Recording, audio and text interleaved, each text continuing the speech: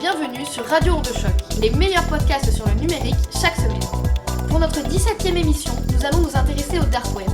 Lieu de tous les fantasmes et de toutes les peurs, nous avons cherché à comprendre ce qu'il était réellement le Dark Web. Qui l'utilise, pourquoi et surtout comment. Entouré d'invités triés sur le volet, notre but est clair, voir le Dark Web au-delà des préjugés. Ils sont 4 sur le plateau aujourd'hui. Commençons par Daphné. Vous êtes la présidente du collectif Protégeons-les, qui fait de la prévention contre les dérives d'Internet. Bonjour. Bonjour. Merci d'être présente. Isia, vous êtes une utilisatrice du Dark Web et vous vous définissez comme crypto-anarchiste, c'est bien ça ? Exactement. Bonjour. David, vous êtes informaticien qui a travaillé pour les services secrets américains. Bonjour à tous, oui, effectivement, j'ai travaillé dans le FBI, dans le domaine de l'informatique pendant 12 ans. Et sur ce plateau, je peux dire que l'une de mes fiertés, ça a été de participer à la fermeture de Silk Road. Très intéressant, nous en reparlerons. Paola, votre prénom a été modifié pour des raisons de sécurité évidentes. Vous êtes une ancienne dealeuse de drogue et vous allez nous parler de votre expérience avec le Dark Web. C'est ça. Bonjour. Bonjour. Mais avant de nous lancer dans le débat qui s'annonce mouvementé, retour sur l'objet de ce podcast. Le Dark Web, qu'est-ce que c'est ? Il nous faut déjà comprendre la différence entre Surface Web, web surfacique, et Deep Web, web profond. C'est important pour la suite. Le web surfacique est la partie visible du World Wide Web, c'est-à-dire le web indexé par des moteurs de recherche comme Google, Bing, Yahoo, etc. Le web surfacique ne représente qu'une toute petite partie du web, celle qui est accessible à tout le monde. En opposition au web surfacique, le Deep Web représente l'ensemble du réseau Internet qui n'est pas référencé dans les moteurs de recherche traditionnels. Il héberge des pages non référencées, les services de messagerie, de banques en ligne, de sites à l'accès limité, par exemple les journaux, les forums privés, etc., de réseaux sociaux, de bases de données d'entreprises, etc. C'est entre autres tout ce qui nécessite un mot de passe, donc nous utilisons le Deep Web tous les jours sans même nous poser de questions. Il représente environ 90% de la totalité du web. Le fameux Dark Web, dont nous allons parler, est un sous-réseau du Deep Web. C'est une infime partie de celui-ci, hébergée sur des darknets. Ce qui fait son originalité, c'est que l'adresse IP, la localisation et les échanges des utilisateurs sont anonymisés par le biais de systèmes de chiffrement en couches. On peut accéder grâce à des moteurs de recherche comme Tor Browser, Freenet et I2P à des sites en .onion, dont il faut connaître l'adresse exacte pour pouvoir y accéder. D'ailleurs, Paola nous en parlera tout à l'heure. Les échanges sur le Dark Web se réalisent avec des crypto-monnaies, par exemple le Bitcoin.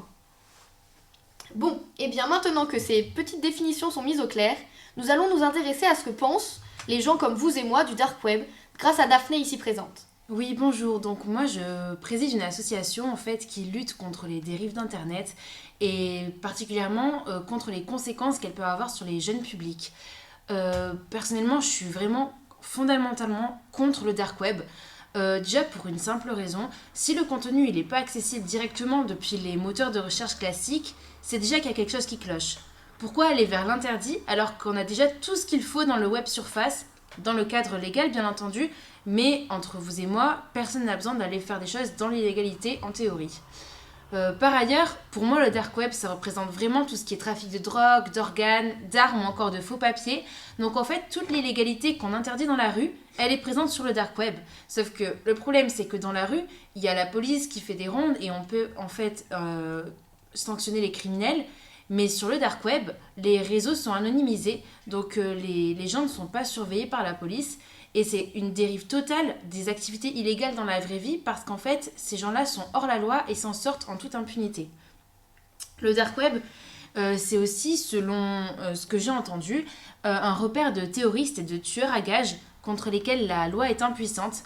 Donc ça serait en fait une sorte de cachette virtuelle qui les protégerait de se retrouver en prison, ce qui est vraiment pas juste. Donc on devrait vraiment lutter contre le Dark Web. En plus, même si on n'est pas malveillant et qu'on veut s'y rendre, il y a des risques d'attraper des virus ou des sites malveillants qui viendraient pirater notre ordinateur. Et personnellement, j'ai pas envie d'exposer mon contenu à des individus malveillants. Et pour finir, sur le Dark Web, on le verra plus tard, mais il y a des forums qui sont non censurés. Et donc, on peut en fait tomber sur du contenu complètement choquant avec des gens qui s'expriment sans crainte d'être réprimandés par des lois, par exemple, antiracistes, anti-homophobie, etc. Donc, c'est aussi super dangereux pour les enfants qui peuvent tomber sur des opinions ou des images qu'ils ne devraient pas voir ou des incitations à la haine, etc. Et ces forums-là, ils peuvent aussi permettre de relier des personnes malveillantes qui pourraient s'unir pour pirater des réseaux informatiques gouvernementaux, par exemple, ou s'organiser dans la vraie vie pour des trafics de stupéfiants, voire d'humains. Donc en somme, c'est un lieu super dangereux et personnellement, je n'oserais pas m'y aventurer. Et d'ailleurs, j'ai rencontré 2 jeunes filles à la sortie de l'université qui, elles non plus, ne font pas confiance au dark web et qui ne veulent pas se retrouver dessus. Donc on va peut-être écouter leur opinion. Allez-y. Et nous voici en présence de 2 étudiantes de 18 ans. Bonjour Alicia, bonjour Gabrielle. Si je vous dis dark web, qu'est-ce que ça vous évoque ?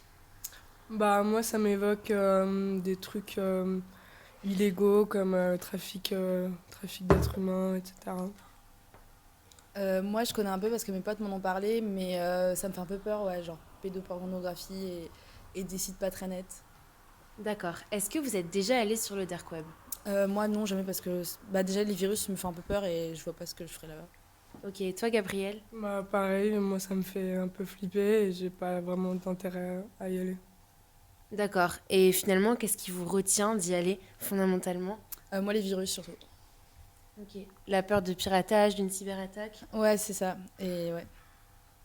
Bah moi c'est surtout le fait qu'il y ait plein de choses illégales et que ouais, c'est des trucs illégaux et je trouve pas ça très net et ça me fait un peu peur, ouais. Ok, donc très légaliste à ce que je vois. Merci beaucoup pour vos témoignages et à bientôt pour un nouvel épisode.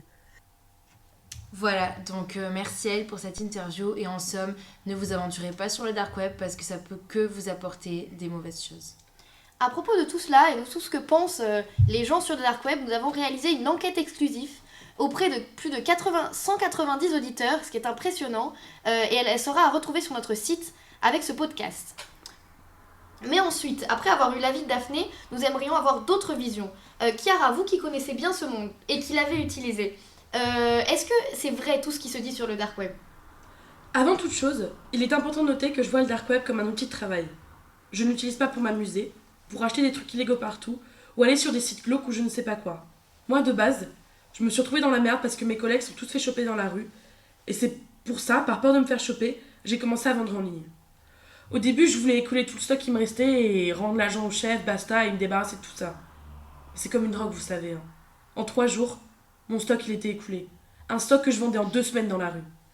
Alors vous vous dites c'est tellement facile. Pourquoi arrêter ? En plus, personne ne peut vous trouver. J'avais déjà fait quelques petites magouilles adolescentes sur internet, les ordi, tout ça. Du coup, c'était plus facile pour moi de vendre le plus anonymement possible. Et attention, j'étais pas seule. Hein. J'ai un pote qui est hacker, qui fait ça de son passe-temps. Et c'est lui qui m'a aidé à trouver plusieurs alias et à trouver les sites où vendre, etc. Mais bon, là c'est parler de moi comme ça. D'accord, très intéressant votre témoignage, Paola, merci. David, vous qui avez travaillé pour le FBI, quand on entend toutes ces choses illégales qui se passent sur le dark web, comment est-ce que vous vous organisez par rapport à ça ? Bon, là, c'est vrai que chaque jour qui passe, la lutte contre le dark web devient chaque fois beaucoup plus compliquée. À l'instar des nouvelles technologies plus performantes, les hackers sont devenus presque totalement anonymes. C'est ce qui représente un vrai défi pour les gouvernements de tous les pays au monde.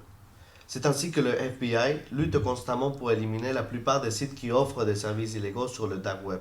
Cependant, même avec les grands efforts pour combattre les différents hackers, l'impact que les services secrets peuvent avoir sur ce sujet est négligeable, puisque même avec l'élimination de certains sites, comme celle que j'avais mentionnée auparavant, Silk Road, avec le système de Tor, le même site peut être remis en ligne en quelques jours, secondes, semaines après. En plus, pour fermer l'un de ces sites, il faut bloquer plusieurs sites légaux car ils utilisent des serveurs normaux sur Internet afin de devenir anonymes. Juste avec cet exemple, on peut constater de quelle façon cette lutte contre le dark web représente impérativement une guerre perdue. Le développement informatique s'investit donc aujourd'hui autour de la protection des données et non pas tellement sur la chute des réseaux sur le dark web. Il faut mieux être protégé et gagner que partir en guerre et la perdre. D'accord, très intéressant. Mais est-ce que le FBI vous-même n'avez pas utilisé dans le passé et n'utilisez-vous pas le dark web ? Ouais, comme j'avais déjà parlé de Tor, ce système a été développé par mes collègues de l'United States Naval Research Laboratory qui ont développé l'idée de créer un espace totalement anonyme. Leur but initial était de créer un réseau qui permettrait aux États-Unis d'échanger des informations sans avoir le risque qu'ils soient captés par un agent externe. Ça a été un vrai succès au début. C'est ainsi qu'il y a eu l'idée de lancer le réseau public afin de surveiller les différents utilisateurs de ce type de réseau. Malheureusement, le réseau a évolué aussi rapidement que c'est devenu impossible de contrôler. En tout cas, actuellement, tout le monde l'utilise, soit pour des affaires illégaux, soit pour des affaires de sécurité nationale. D'accord. Après ce bref rappel historique, nous allons revenir dans le présent et voir, avec tous les côtés sombres du dark web, nous avons aussi des invités qui se battent pour défendre nos libertés, j'ai cru comprendre, grâce à ces outils. Isia, pouvez-vous nous parler de votre expérience en Chine par exemple? Alors oui, bonjour. Alors comme vous l'avez rappelé, donc j'ai habité en Chine avec mon père pendant longtemps, qui était commercial. Et en fait, en Chine, les utilisateurs d'Internet chinois sont face à une répression impressionnante et à un niveau de censure qui dépasse notre entendement en tant que pays occidental, puisque par exemple, ils n'ont pas accès à des moteurs de recherche comme Google, c'est Baidu.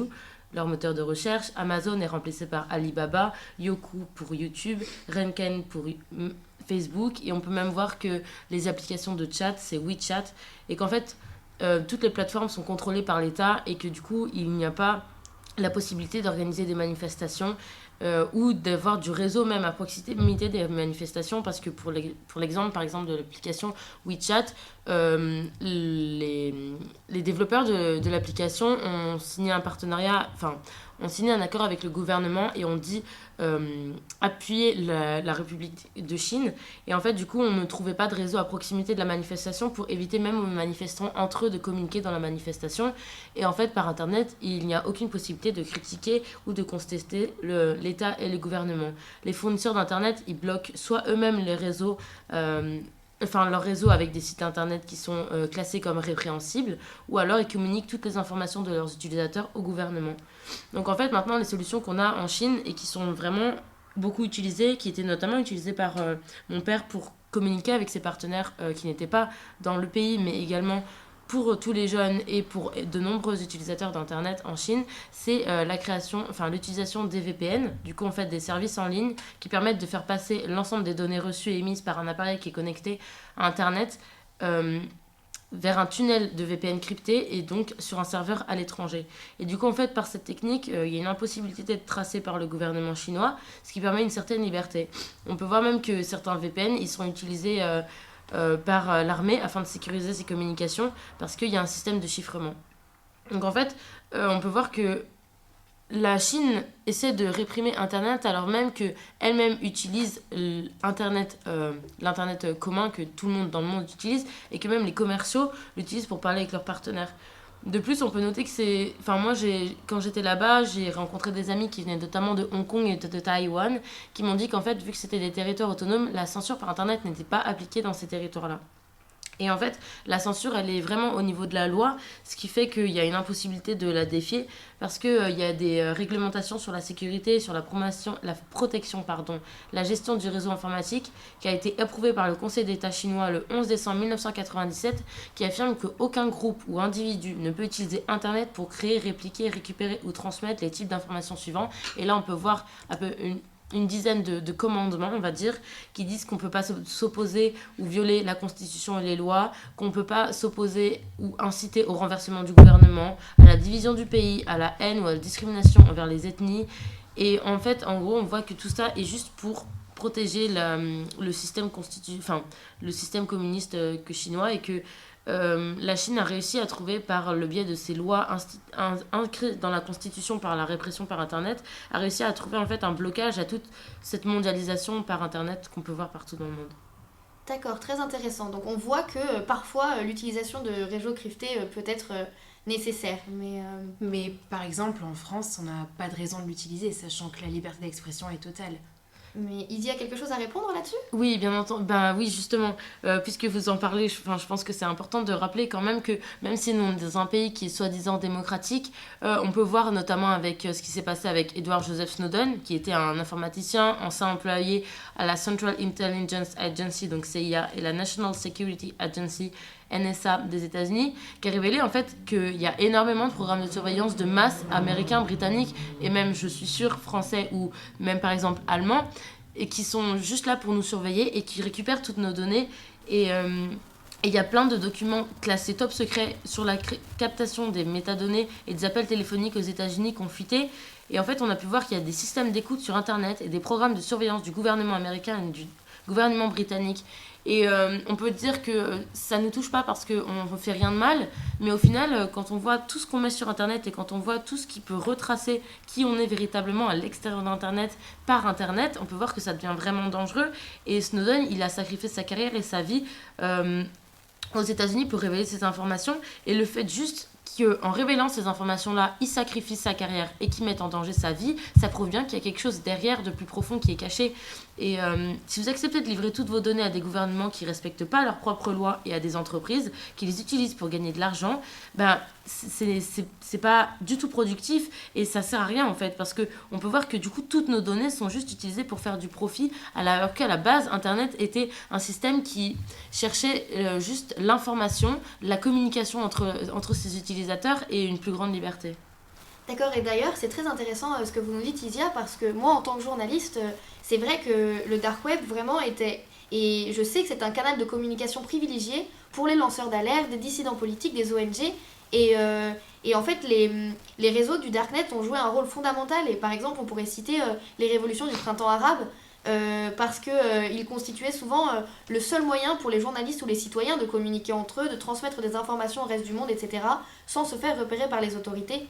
Et on sait qu'il y a des médias comme The Guardian, donc, qui est un journal très reconnu, qui ont mis à disposition sur Tor des services de dépôt sécurisés d'informations pour permettre aux lanceurs d'alerte justement de transmettre des informations à leur rédaction en toute confidentialité et sans risquer leur vie. Et Paola, mais vraiment depuis tout à l'heure nous parlons du dark web, etc. Mais nous aurions aimé un peu plus d'informations plus concrètes sur comment est-ce qu'on utilise le dark web. Du coup, avant tout, pour accéder au dark web, il faut télécharger Tor depuis le site web officiel du projet Tor. Du coup, c'est la principale passerelle qui va nous amener au dark web, et c'est un navigateur qui est conçu pour accéder au réseau Tor, alias The Onion Router. Du coup, je parlerai un peu plus de Tor plus tard, mais pour parler avant tout d'accéder au dark web, il faut parler de VPN. C'est recommandé et il faut insister fortement sur ça. Il faut utiliser un VPN en plus de Tor pour aller sur le dark web. Comme ça, votre trafic internet est acheminé via le VPN avant de passer via le réseau Tor et d'atteindre finalement sa destination. Avec cette méthode, votre FAI, du coup votre fournisseur d'accès internet, ne voit que le trafic VPN chiffré et ne saura pas que vous êtes sur les réseaux Tor et du coup en train d'accéder au dark web. Le principal problème par contre de l'utilisation de Tor via un VPN, c'est que vous devez faire confiance à votre fournisseur VPN parce que lui, il le sait que vous utilisez Tor et que vous utilisez Tor pour aller sur le dark web. Du coup, pour limiter les risques, il faut utiliser un VPN qui ne conserve pas de registre de votre activité, c'est-à-dire en gros un VPN qui n'a aucun journal d'activité, qui soit rapide, compatible avec Tor et qui donc de préférence accepte les bitcoins comme moyen de paiement. Du coup, se créer un VPN, c'est certes payant, mais c'est nécessaire si vous voulez aller sur le dark web, si vous voulez protéger votre anonymat et si vous voulez, comme moi, être acheteur ou vendeur de produits illégaux. Du coup, je vais revenir un peu sur Tor, qui est, comme je vous l'ai dit, ce navigateur, en fait, ce routeur qui va nous permettre d'accéder à des sites en fait, sur le dark web. Du coup, quand vous ouvrez Tor sur votre ordinateur, vous êtes automatiquement redirigé vers un moteur de recherche qui s'appelle DuckDuckGo. Du coup, bien que DuckDuckGo il soit conçu pour fournir une confidentialité et un cryptage supplémentaire lors de vos recherches, en fait, il ne faut pas le considérer comme la version dark web de Google. Parce que même dans Tor, en fait, DuckDuckGo, il recherche sur le ClearNet. Du coup, ça veut dire que si vous effectuez une recherche par mots-clés, vous obtenez en fait les mêmes résultats que ceux que vous retrouvez en faisant une recherche sur l'Internet conventionnel. Du coup, pour accéder au dark web, il faut avoir accès à des URL qui se terminent par le suffixe .onion. Du coup, contrairement au site web .com, les URL du dark web, du coup en suffixe .onion, sont généralement complexes, difficiles à retenir et modifient fréquemment du coup leur URL afin d'éviter de se faire détecter. Du coup, c'est pour ça que aller sur le dark web, ça peut paraître facile, et c'est facile, dans le sens où il faut télécharger Tor, télécharger un VPN, avoir accès à DuckDuckGo. Mais pour entrer véritablement sur le dark web, ça ne se fait pas en claquant des doigts. Il faut d'abord entrer sur des forums, avoir des contacts, discuter avec les mecs pour leur montrer pourquoi t'es là et pourquoi t'as besoin d'eux, et après ils t'envoient les liens en fait. Tu dois leur prouver que tu as une utilité et que tu vas pas les balancer et que t'es comme eux, t'as envie de te cacher et t'as envie de faire des trucs qui sont pas nets. Les sites répertoriés, c'est la base sur le dark web. Mais ce qui est important en fait, et ça c'est des précautions très importantes à prendre avant d'arriver sur le dark web, c'est que bien que Tor il soit crypté et que l'utilisation du VPN il maxe votre adresse IP et celle des sites web, ne faut vraiment jamais utiliser votre vrai nom, de vraies photos, ou encore une adresse mail ou un mot de passe que vous avez déjà utilisé. Il faut partir de zéro. Il faut privilégier un compte mail qui soit chiffré, des alias que vous n'avez jamais utilisés auparavant et qui ne permettent pas de remonter jusqu'à vous. Il faut utiliser un portefeuille Bitcoin anonyme pour effectuer des achats. Et ça, c'est très important. Très important, j'en suis le témoin, parce que j'ai failli me faire coffrer une fois à cause de ça. Il faut désactiver votre JavaScript et n'installer pas des plugins du navigateur, parce que ceux-là peuvent être manipulés pour révéler votre adresse IP. Ne pas modifier la taille de la fenêtre du navigateur Tor. Ça peut paraître un peu débile, mais en fait, ça évite de laisser des empreintes digitales de votre navigateur. Et ne pas télécharger de torrent sur Tor. Parce que même si votre adresse IP non Tor est anonymisée, elle peut tout de même être visible par les autres membres du réseau.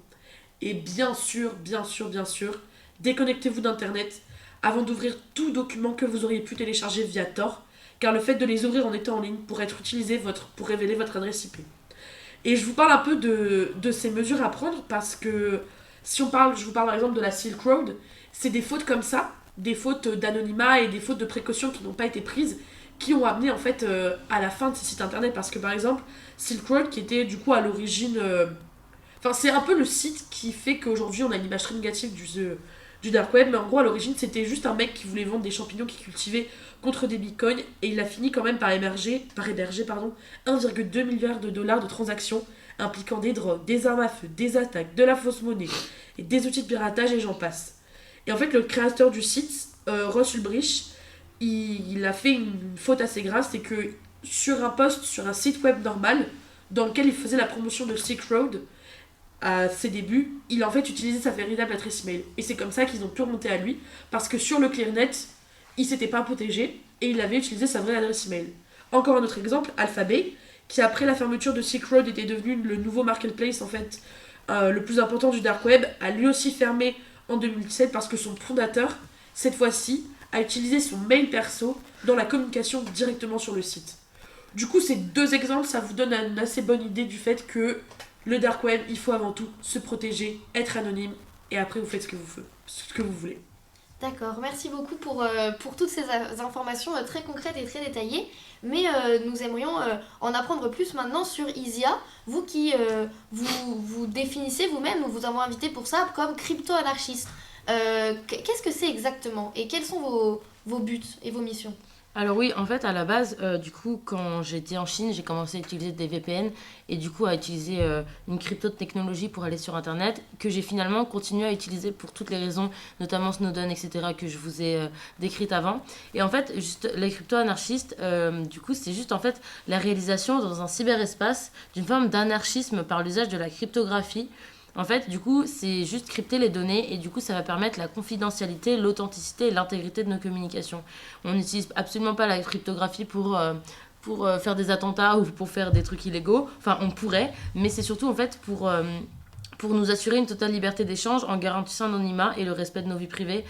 Et en fait, la crypto-anarchie, c'était un terme qui a été introduit par Timothy C. May, un informaticien américain qui bossait pour Intel, qui, dans un manifeste crypto-anarchiste en 1988, a défini en fait la crypto-anarchie comme un moyen de communication par des messages chiffrés qui permet en fait un anonymat complet, une totale liberté d'expression et une liberté totale d'échange. Du coup, en fait, l'une des motivations des crypto-anarchistes, c'est de se défendre contre la surveillance des communications informatiques. Et en fait, on tente de se protéger contre les conservations des données, notamment les controverses qui entourent la surveillance d'Internet par la NSA, le Room 641A ou la loi FRA, mais aussi de nombreuses autres lois. Et en fait, nous, les crypto-anarchistes, on considère que le développement et l'utilisation de la cryptographie, c'est la meilleure défense contre ces problèmes, en opposition aux actions politiques. Et un des autres sujets de préoccupation, c'est d'échapper à la censure, particulièrement sur Internet, sur la base du principe de la liberté d'expression. Parce que les programmes utilisés par nous, les crypto-anarchistes, ça rend souvent possible le fait à la fois de publier et de lire des informations sur Internet de manière véritablement anonyme, normalement principalement par Tor, par EP2 et par Freenet et d'autres réseaux similaires.